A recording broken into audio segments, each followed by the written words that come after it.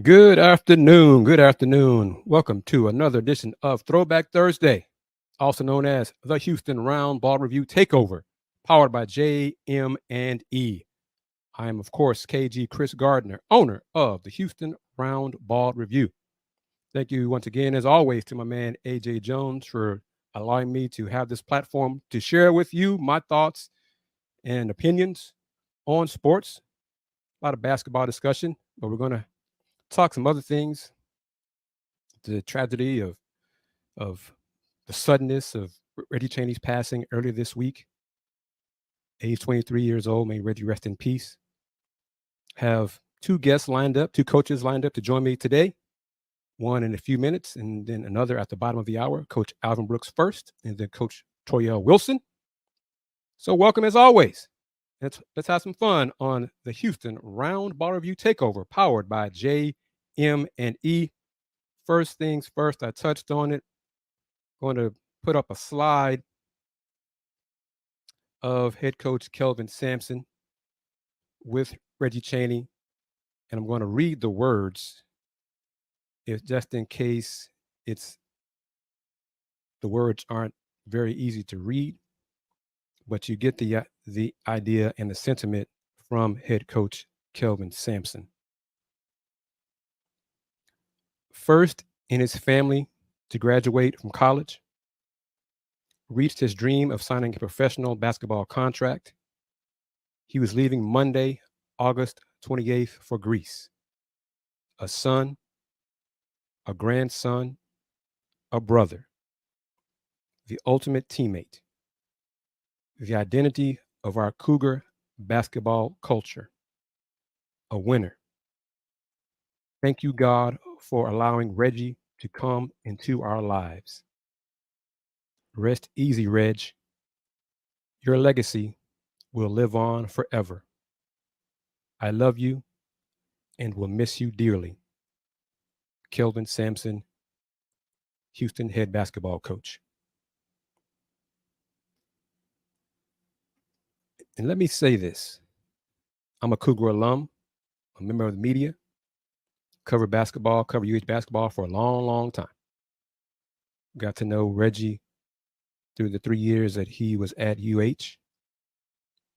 Good young man, tough basketball player. He played one season basically with broken bones in both his hands. He could barely catch a basketball because his hands were in that much pain, but he fought through it. And he battled and he competed to help his team. He contributed to the success of the Houston Cougars men's basketball program. But he was a good young man. And as I read, he was headed to Greece for his first pro contract. And I heard he was planning to get his passport this past Monday, going to get his passport, pick it up for Greece. And he passed away like hours later, was found Monday around noon and pronounced dead. 23 years old. Reggie Cheney. And you can see the tributes all over social media from the lives he impacted, teammates at Arkansas as well as at Houston.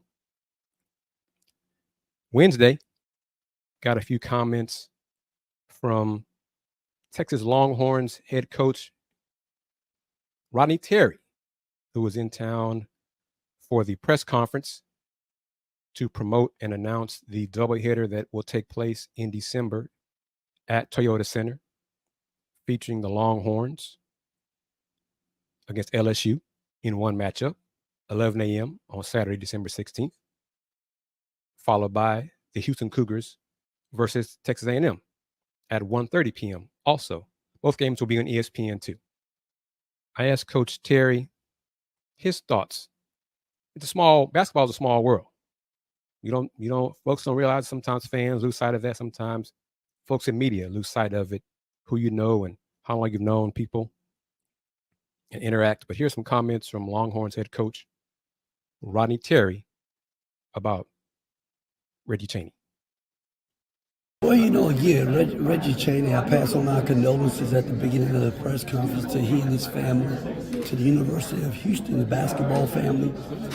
Reggie was a fine young man. I got a chance to talk to him on the phone. We tried to recruit him when I initially came back to Texas. We tried to recruit Reggie to Texas, and just a really good kid who played really, really hard and had a passion for playing the game of basketball.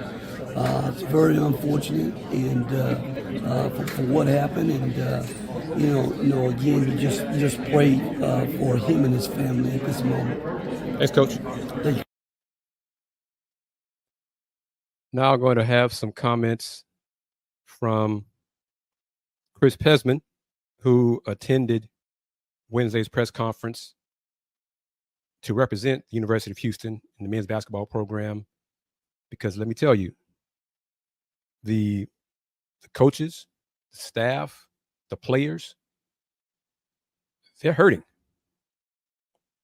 This tragedy, it's painful. And for a while, it was not certain that UH would have a representative at the press conference to announce the doubleheader. But Chris Pesman attended, and here are some of his opening comments from Wednesday's press conference. And I appreciate the other coaches that made an effort to get here. Obviously, this is a busy time of the year for y'all, so thank you for making that effort. If it's all right, I just wanted to say and take a moment and talk about Reggie. It was a hard day for us learning about Reggie's passing. My oldest is 23 years old, and Reggie was 23, and it really, you have a moment like that, and it gets really personal. And Reggie was an older player, and we've had some great runs the last couple of years, and it's somebody I got to know quite well, and it's just a sad moment, and everybody's hurting. So I appreciate you letting me fill in for Coach Sampson. I'm not quite as eloquent as he is, but I'll do my best today. Switching gears, this is just an incredible opportunity for all of us to be able to play here in the city of Houston. As everybody's talked about, everybody's got kids from the city. Being able to play teams of this stature in the city, in an NBA arena, it's what you want. It's what you hope for. And as we're transitioning to Big 12, playing a team of this caliber with LSU, or pardon me, A&M, I'm sorry, I was looking at the other end of the table. Right up the road, 90 minutes away is, I don't even know the last time we played A&M. It's been a while. It's been a minute. So it's something that everybody's really, really excited about. I know A&M fans and Houston fans are going to be just rocking this place. It'll be a lot of fun, as well as the lead off with LSU in Texas. It's going to be a great night, and thank you for everybody for helping make this possible. It's really special, and we can't wait for this opportunity. Thank you. Once again, now is Chris Pesman, University of Houston Vice President of Athletics, or as I still say, the AD Athletics Director. Ms. Wanda, I see your comment. Tickets are on sale. Tickets went on sale yesterday. Reggie will always be remembered and loved indeed. Ms. Wanda, if you're still watching, have you bought your tickets already for the game against the Aggies? Just curious about that, because tickets are going fast. So as they should. And I hope, as an alum, but alums know where I'm coming from, in the game against the Aggies, please, please, please don't let Toyota Center be filled with majority of Aggies rather than majority of Cougars. Let's make it Cougar red and not maroon. Okay, please, please. I hope to be there courtesy of a media pass. Hope, knock on wood. Who knows? Anything is possible with that regarding that. But come on now. Cougars be in the building. It's not Fertitta Center. That's the Cougs home court. But it's H-Town. It's not far. It's downtown. No goodness. A lot of LSU fans and Longhorn fans would be attending the first game. But come on. I'm waiting for some clarification regarding Ms. Wanda's statement here. She has not bought tickets. She's waiting for the season ticket holders' opportunity. I'm assuming that will be the case, that season ticket holders will get an opportunity. But at my first query received an answer of not sure if the 4 participating teams will receive an allotment for tickets. So I'm waiting for clarification and a definitive answer on that, regarding that. Kind of makes sense, but it's not the home court of any of the 4 teams. It's a neutral site game. It should be 2 games featuring, potentially, if LSU does their part, 4 NCAA tournament teams for this coming season. But the game and the sponsor, the new sponsor, I would mention them, but let me respond to that part of it. I would mention them, but until they replace that words up there advertised here, I am not going to mention them. But yes, they do have a sponsor for the showcase. So Miss Wanda says, heard that an email will be sent September 8th or so. So that's good. That is a positive. Thank you, as always, to the queen of the Houston Round Ball Review, Miss Wanda Polk. She is a rock solid supporter of the Houston Round Ball Review. She buys the merch. She watches the shows. She tells her friends about the Houston Round Ball Review. She watches the Round Ball Review Takeover, powered by JM&E, which is also streaming on Roku. Yes, on Roku, courtesy of the BS3 network. And hopefully, Miss Wanda's words of encouragement and urging and prodding to other alums to support the Round Ball Review will heed some words and results this season as the Cougs enter their first year in the Big 12. Looking forward to it. And see how she is. She's rolling. She's watching from Minute Maid Park. Miss Wanda, she's big time, big time. So it is an honor, as always, to have her. Her support means a lot to me. Her support helps me continue hitting that rock, as Coach Kelvin Sampson said when he had an appearance on the lunch break about 2 months ago now. But other news, as wait for head coach Alvin Brooks from Lamar to join us here on this Takeover edition. UH announced some football TD-ECU improvements for the game day experience, which I'm going to talk about right now. Fans can expect a number of noticeable and exciting differences at TD-ECU Stadium, including 88 new points of sale, new concessions, as well as walk-through markets. For the first time, fans sitting in the 300 level can take advantage of added walk-through markets, Tony M, and 7 portable food stations, including, you see there, like I said, they're not paying me. Fans will also see a drastic increase in beverage hawkers around the stadium, with a particular emphasis in upper-level seating. A season ago, an average of 10 hawkers selling primarily water and beer covered the entire facility. In 2023, the number will increase to approximately 35 or 40. So that's good. A host of new concessions. There you go. Fans should, and all of this, of course, is also available on uhcougars.com. Fans should pre-plan for cashless parking and the new, easy-to-use text-to-pay service from UH Parking and Transportation Services. Numerous ungated surface lots have also been added to greatly expand fan parking options. I'm going to show the prices for those in a moment. Some of those prices might open y'all's eyes. Fans can take advantage of complimentary Metro rides on the red, green, or purple lines to and from all Cougar home football games during the regular football season with proof of a game ticket or student ID. To reduce wait times and enhance the guest experience, updated security screening equipment and additional ticket scanners have been added to expedite entry into the stadium.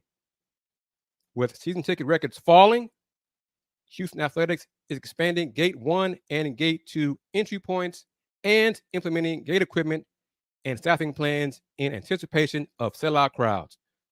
I sure hope there are sellout crowds, including the season opener against UTSA. Last word was, I think, 30,000 tickets have been sold. That's not a sellout. There are the prices for those lots, those prepaid lots. Reserved blue, $40 prepaid. Orange, $60 prepaid. Green, $40 prepaid. RV parking, $125, credit or debit, or $100 prepaid. The cash lot, $30, or $30 via credit or debit card, or $20 prepaid. You get the idea. They encourage you to do the prepaid. Additional parking lot prices up to $50 credit or debit, or $40 prepaid. That text to pay feature price ranges $30 to $50.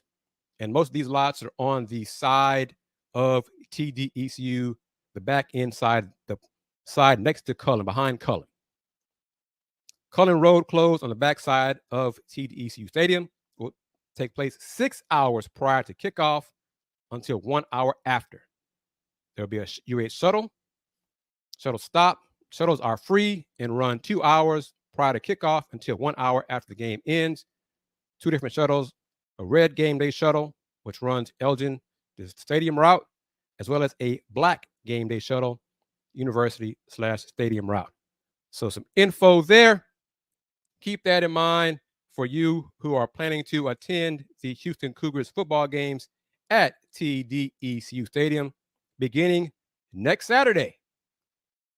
Home opener, Cougs versus UTSA, 6 p.m. kickoff. So it should be less hot. Notice what I said there, less hot at 6 p.m. kickoff. But you're going to brave that heat to tailgate. Get there early, drink your water, more water than your adult beverages, because it's going to be so hot. And it's recommended that you just do better drinking more water when it's 110 degrees, feels like temperatures. So, as always, you are watching the Houston Roundball Review Takeover, powered by JM&E, streaming live on Roku on the BS3 network. If you don't have the app, get the app on Roku so you can watch it that way, or just go to bs3network.com. And if you are new to the show, new to the platform, if you're watching on Facebook, X, YouTube, Twitch, Roku as well, going to show you a clip so you get an idea of what BS3 is all about. Be back in 90 seconds.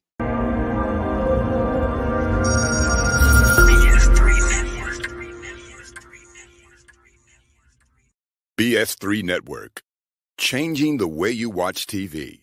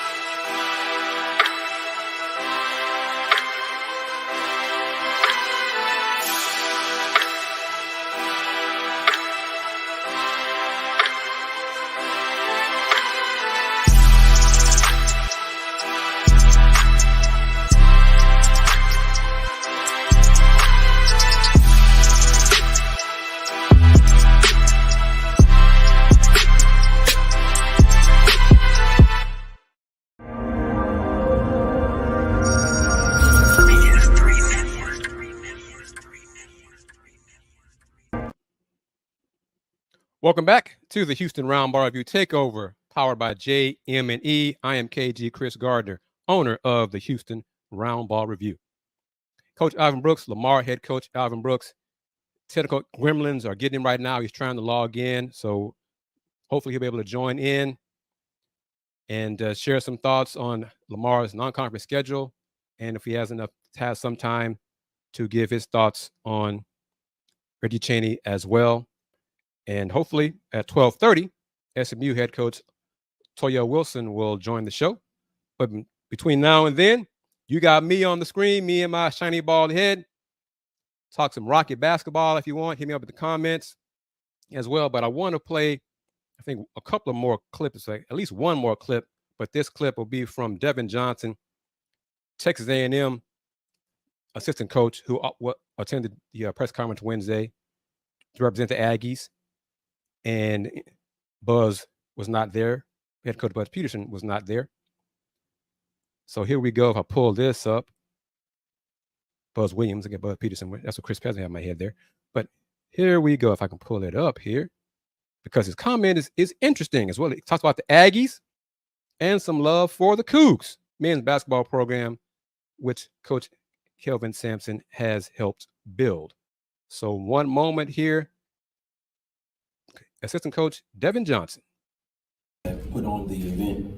We're very, very excited for the opportunity to be less than 100 miles away from campus, the opportunity to play in front of more than 100,000 former Aggies in Houston is something that we've been looking forward to for a long time. And so the opportunity to play a wonderful team like the University of Houston and the success that Coach Sampson has had there is great for us. We're talking about right now in our program great growth. We've been growing as a program, and this year we're looking for great growth. And the opportunity for us to find great growth is to play the best. Houston is one of the best teams, not only in the state, but in the country. And so for the opportunity for us to compete against the best, give us a chance for great growth. And we appreciate that. So thank you to everybody. We're looking forward to it. We hope the 12th man come out and represent like they normally do, and we're very, very excited.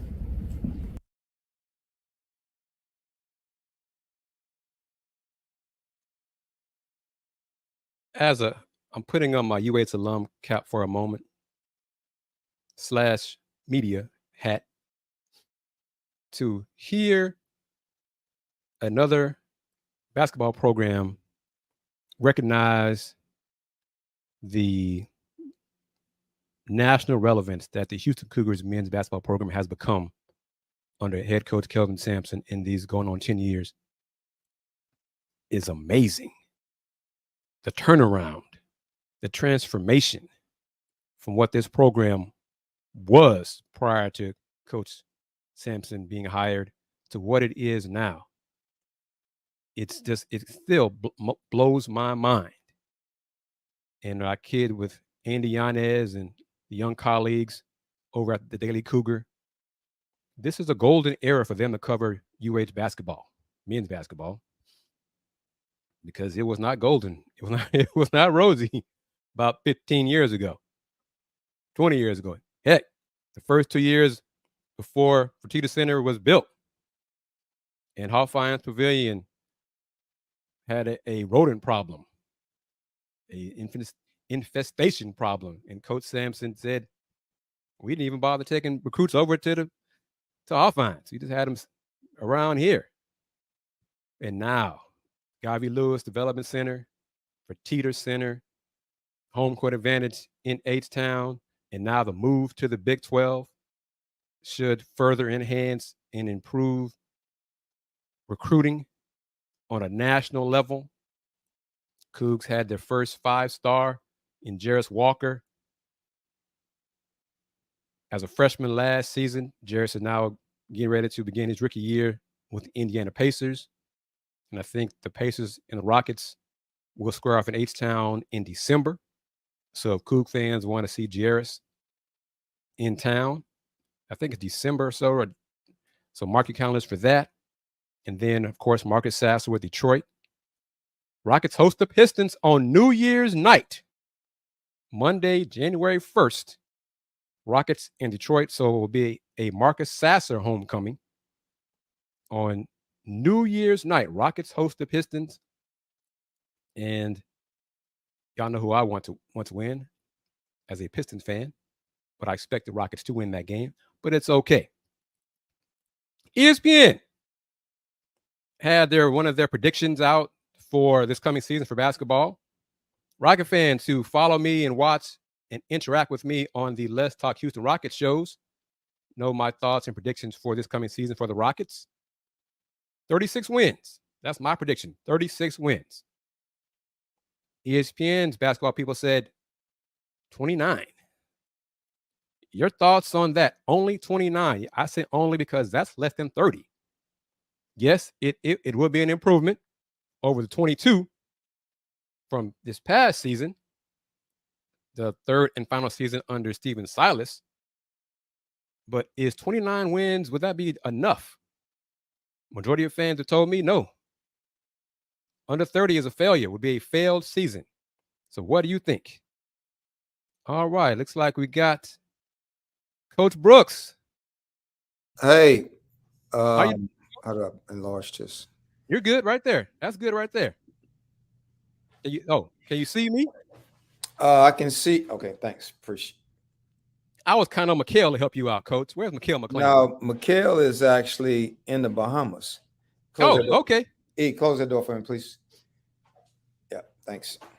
Now, Clear's come, so I had to get my my video coordinator to kind of. I start clicking on my phone, trying to figure it out, and I'm a little challenged technology-wise, and so Coach, couldn't do it. And it's all right. Needed Google Chrome and a whole lot of other things. So here I am, man. I appreciate it because when I first started this, I was having problems learning as well. So it is no worries. Glad you could make it. Okay. If you don't mind, Coach, because I would like to talk to you about the schedule, non-conference schedule for Lamar. But please, if you can, just share some thoughts on Reggie Chaney. Ooh, man. That was a tough one. I got the phone call from someone on staff there, right after they found out if it happened. My last year at Houston was, of course, 2021, which is the Final Four year. That was Reggie's first year at Houston. So Reggie was in my position group, whereas, we as coaches, we had different guys who worked out. So Reggie was in my group that I worked out with. And I posted a picture of our little group on social media recently after Reggie passing. It was Reggie, Bryson Gresham, Keyron Powell, Caleb Brudu. And the year before, Chris Harris was in that group.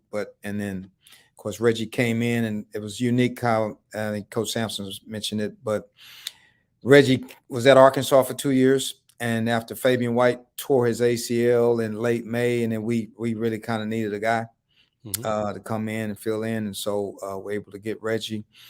And so I was able to work with Reggie. And I was kind of talking to my team here just the other day about just, man, how fragile life is. Reggie was 23 years of age.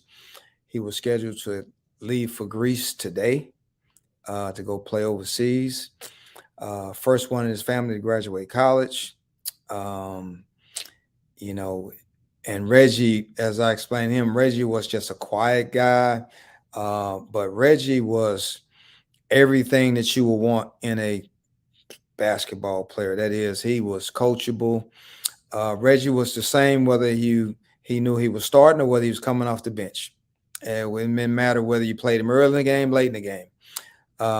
Every day he showed up to practice. I mean, never complained. Great teammate, great guy to coach. He's kind of what you want, like a guy that you can kind of build things around because you didn't have to run any plays for him offensively, for him to be satisfied or playing hard and have a good attitude. He just brought his hard hat every day, and just was a great guy to have in the program. And I think the guy was telling Coach Sampson early on when we were recruiting him that Reggie was a great fit for his program, and he absolutely was. And after I left, I noticed, they got Josh Carlton and some other guys, and so Coach Sampson needed him to come off the bench. Well, Reggie didn't change. I just watched him play, and he's the same. Got 6 Men of the Year in the American Conference this past year. And I thought he was being rewarded for his selfless efforts and his work and his sacrifice with the contract to play overseas in Greece, which is one of the better leagues overseas. So to see a young man like that, to, you know, him kind of all of a sudden you wake up one day and he's no longer with us. I mean, it's impactful for a lot of reasons. I mean, but, you know, as I told our guys, man, you know, God makes no mistakes, but man, you didn't know this guy, but let me tell you about who he was, you know, and I just started telling about what a worker he was, how unselfish he was, what a team guy he was. And he was all about playing for the coach and the program. And he wasn't into the me or the I thing. I mean, he just wasn't. That's just not who he was. And you know, if you could, you know, it's tough to hear it. We lost Reggie, but if you hear how people speak of Reggie, if you looked at his senior night tribute from Coach Sampson, the coaches, the players, what I'm saying about him, having coached him for a year, and how people talk about him now that he's gone. I mean, what would they say about any of us after we leave? If we made that kind of mark, right. Reggie has made a mark to where he will be remembered forever, you know, in my heart, in my mind, you know, just by everything that he did, what he exemplified, you know, that kind of thing. So tough loss, man. Tough loss. I heard for Reggie, his family, Coach Sampson, the Houston family. I was a part of it for a while, a long time.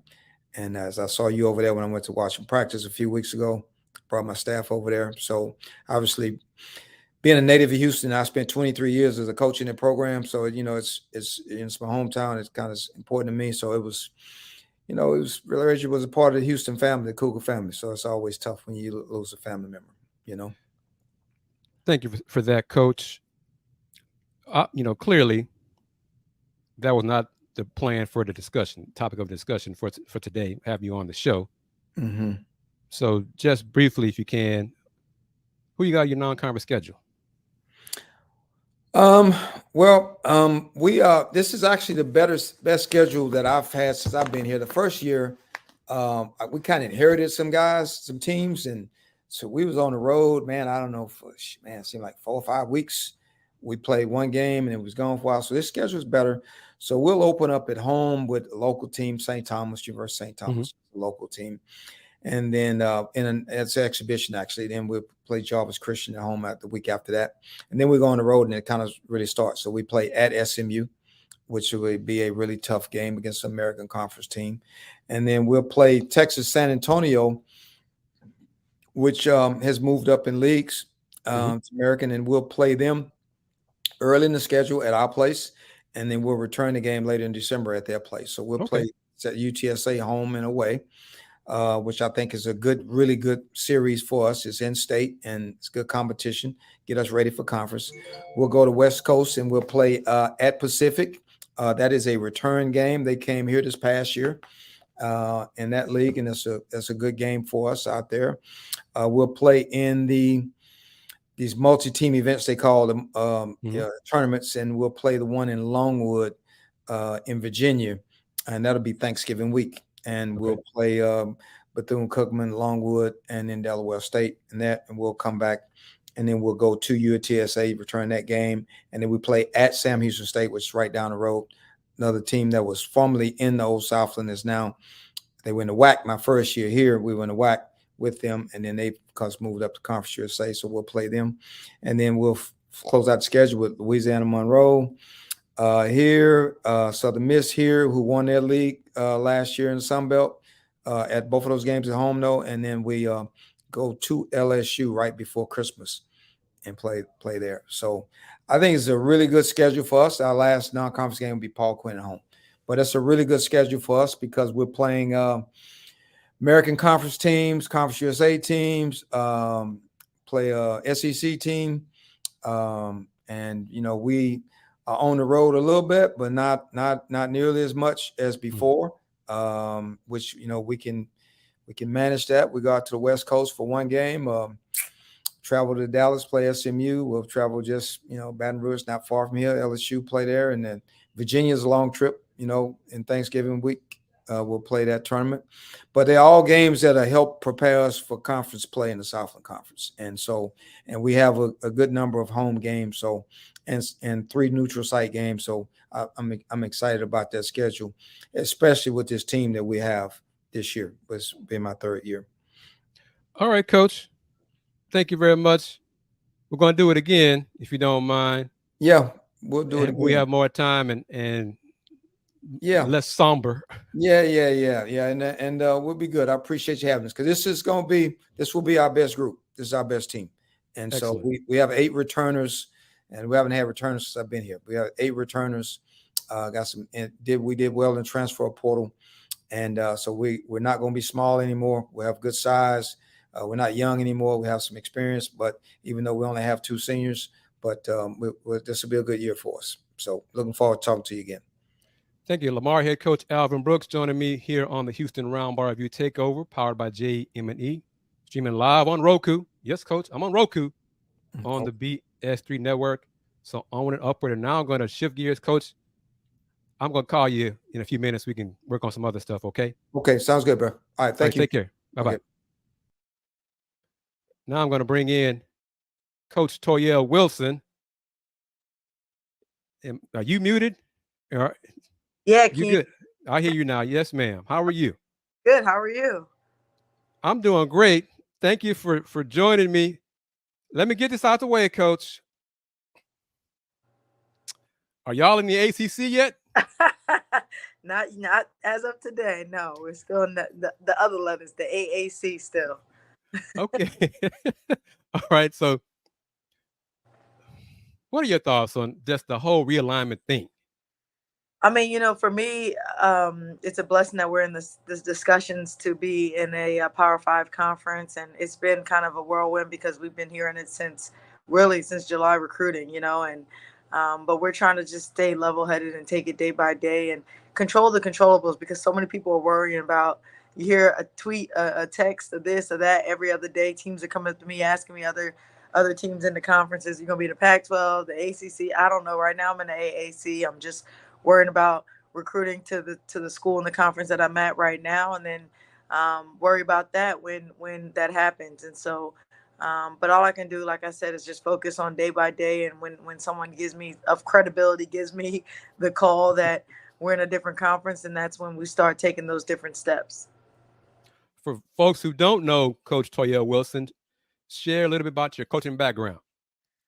So I'm from New Jersey, played ball in New York, and after that, I started coaching college basketball. I was at Robert Morris for 3 years and did a couple camps when we were allowed to do camps out in LA, the Laker camps. And I met Talvin Hester and Byron Rim, and I connected with them, and they called me a few weeks later saying Cynthia Cooper was looking for an assistant coach at Prairie View A&M University.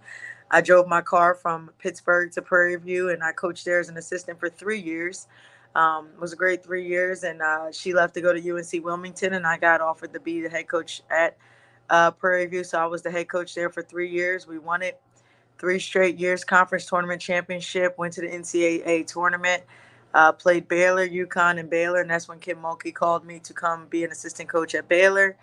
I was at Baylor for 6 years, went to University of Michigan, there to be their recruiting coordinator. I was there. First year was COVID.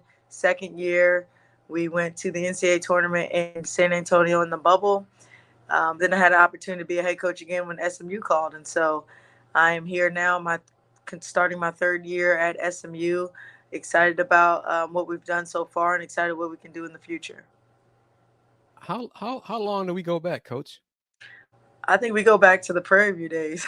Yeah, that's a long time. I remember when you interviewed me with your phone in the hallway when we were Bryson. Yeah. So we've gone back for at least, I got to Prairie View in 2006-07 season. So that's how long ago, almost 20 years ago. You have a great memory because, and you described it right, with my phone in the hallway at the SEDS and the fair. Yeah.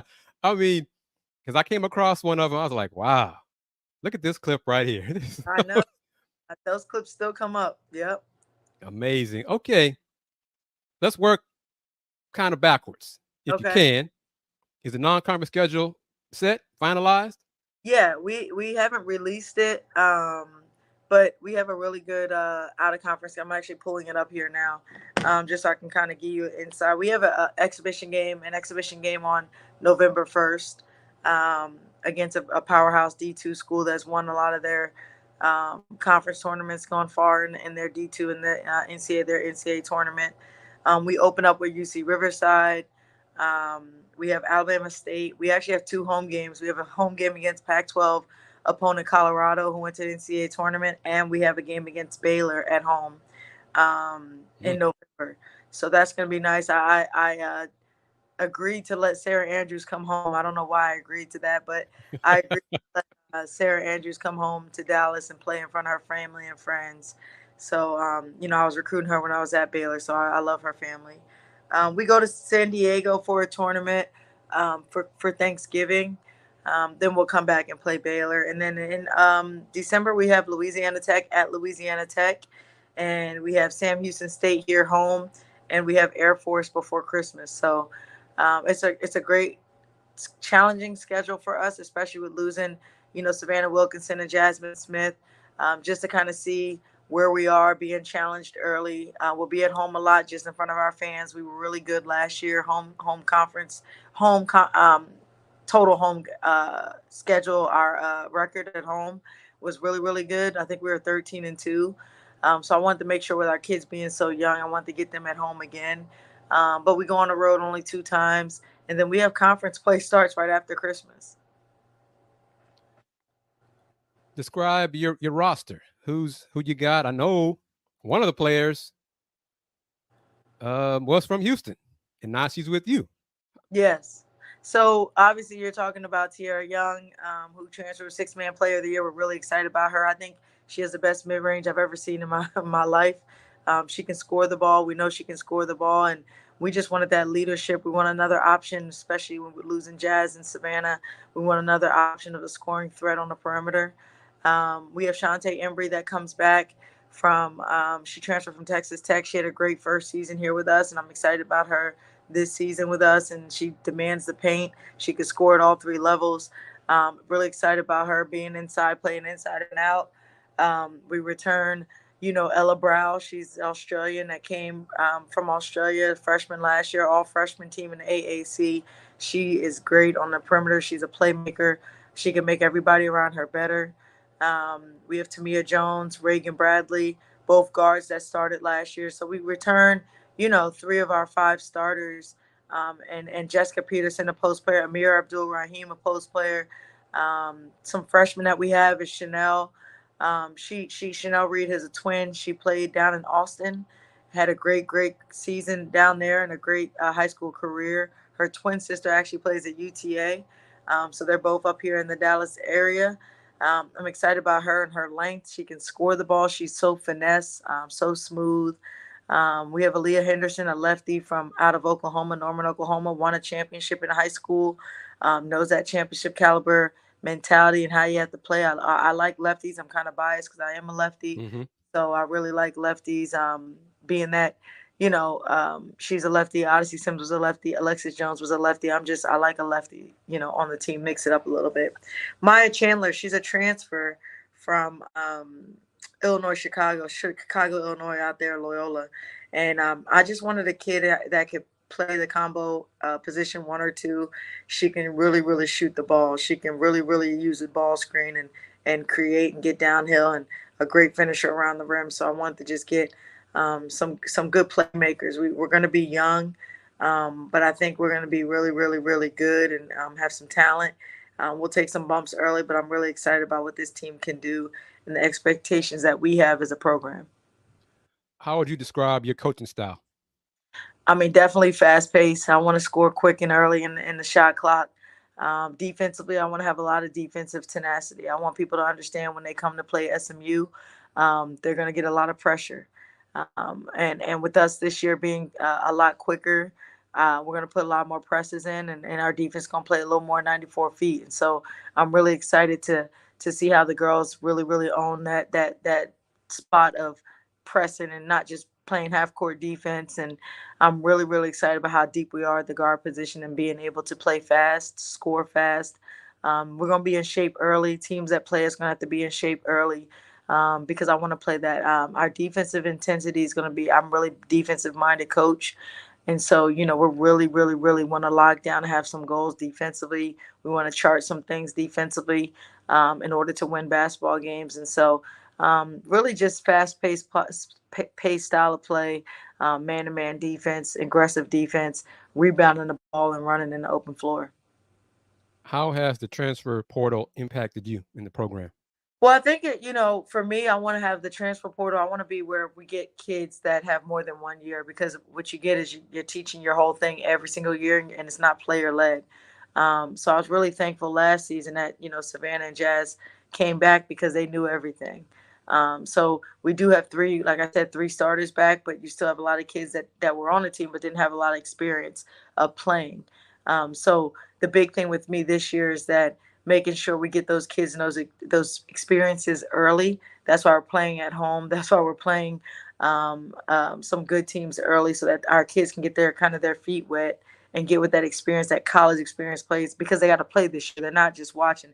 TK Pitts, I didn't talk about her, but TK was, came off the bench, a freshman that was 6 foot. Is a great do-it-all player, takes charges, gets tips and deflections, gets on the floor. She's going to be pivotal. Jaya Perry, Jaya came from DeSoto, and Jaya is going to come in here, and that's those sophomores now. Those are those kids that have that 1 year experience, but they didn't play a lot.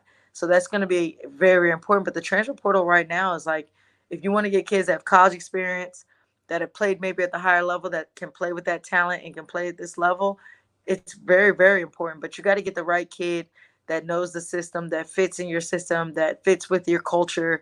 All that's important. What is your recruiting pitch to young ladies, to their parents? Why SMU? Why come play for Toya Wilson? I think you get the best of both worlds. We have Power 5 facilities. We have Power 5 athletics. We have Power 5 academics. I mean, our academics, you're getting an Ivy League education. SU has one of the best networks in the country, and we're in Dallas, number 2 marketable city in the country. Not only that, but they say that's one of the number 1 sports related cities in the country, and where you can not only get a great education, but you can get a great experience with our SMU network. We have a life after ball program where we set our kids up with their career right now after their freshman year. We do internships every summer so that when they're done, because that basketball is going to bounce one last time.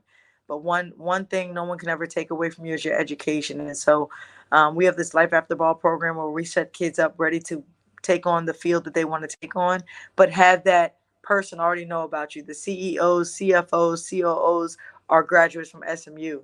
And so they're looking out for our kids and for our players and for our students here.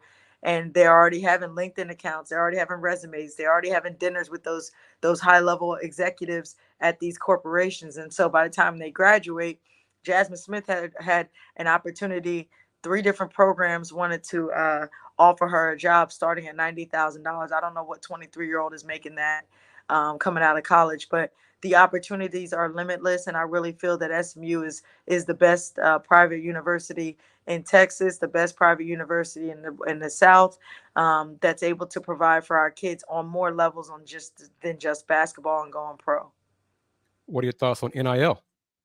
It's growing. I mean, when we go Power 5, and if we do have the busing to go Power 5, I really think we have to really dig deep in that education of that NIL, because that's what these kids are looking for now, that name, image, and likeness, and be able to make money, because these kids are coming from sometimes where their families don't have a lot of money, and they want to provide for their families right now, and they don't have to wait until they go pro. So I think being educated and helping these kids find things that they can really own on. I mean, one of our kids has beautiful long curly hair. I think she can own on getting a hair product. But you got to educate them and trying to make sure they know, like, hey, try and use this resource, getting agents, knowing how to file taxes. I mean, all that's important, and they're not getting educated on that. So it's really important that once that NIL takes place, we're doing a little bit of it, but when I mean we, like some of our kids are, but I think when you go up to Power 5, that's what the questions that these recruits are asking. Well, can I have these opportunities? Are there going to be these opportunities? They're looking for other kids at the school already with these opportunities. So I really think that in the transfer portal is really growing. How much support are you getting from the administration? A lot of support. I mean, anything I ask, we're actually rebuilding. We're renovating our offices right now, and I think I rarely get no's.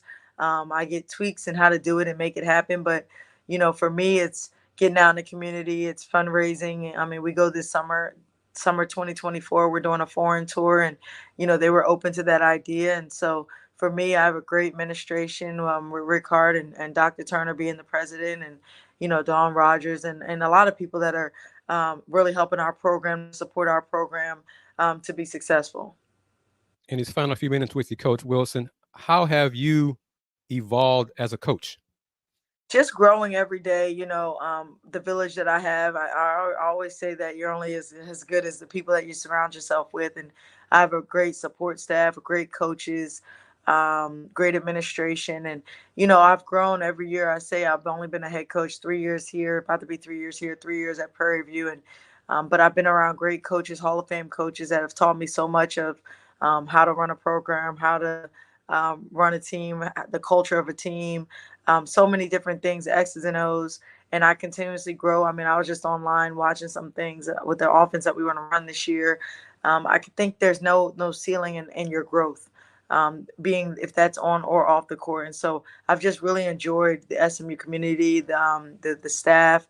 Our staff is like a family. You wouldn't think that we've only been coaching together for a couple of years.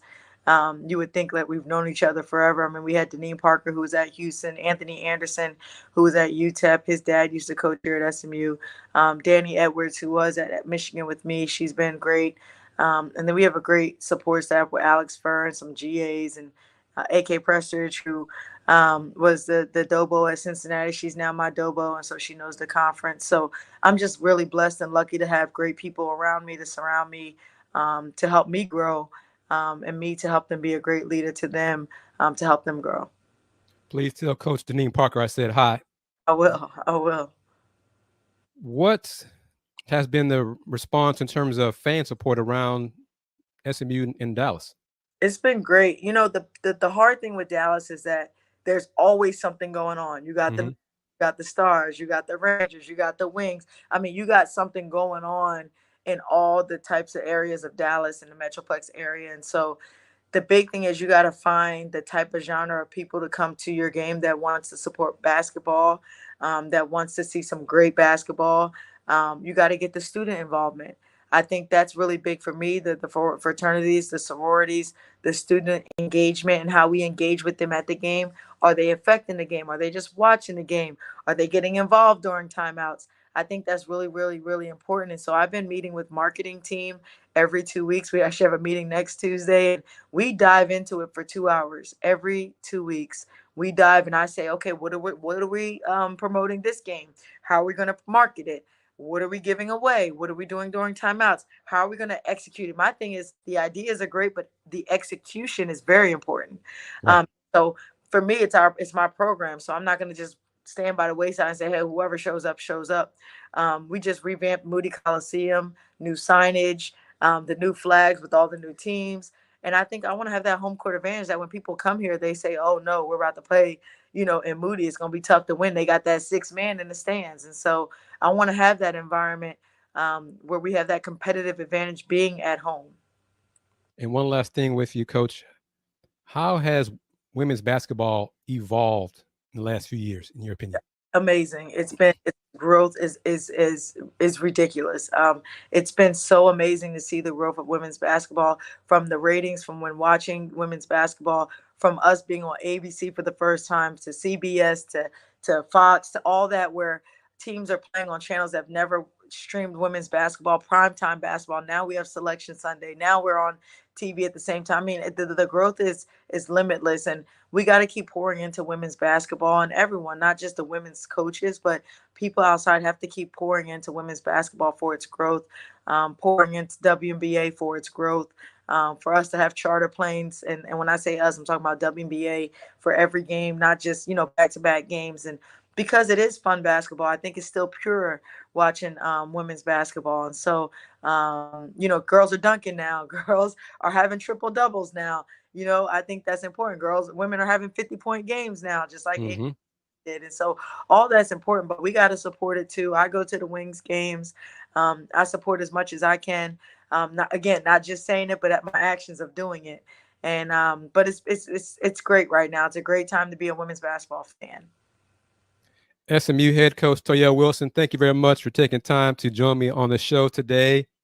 It sounds like SMU might be going to a Power 5 conference within a few days. We'll see. But that doesn't change the fact that she will I'm going to still keep bugging her as much as I can. I'm glad we got able to connect and her to be on the show today. Don't be a stranger, Coach. Chris, I appreciate it. Hey, we go back. I don't know how many people can say we've gone back 17, 18 years, and you're doing a good job. You've only continued to grow, and excited to see what more you do and continue to grow. And I appreciate you being patient, getting me finally on. And yes, for sure, we'll talk soon. All right. Toya Wilson, you take care. All right, pony up.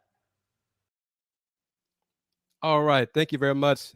That's going to do it here in this edition of the Houston Roundball Review Takeover, powered by JM&E. Thank you for watching on Facebook, Twitter, X, Twitch, YouTube, of course, and naturally on Roku on the BS3 network.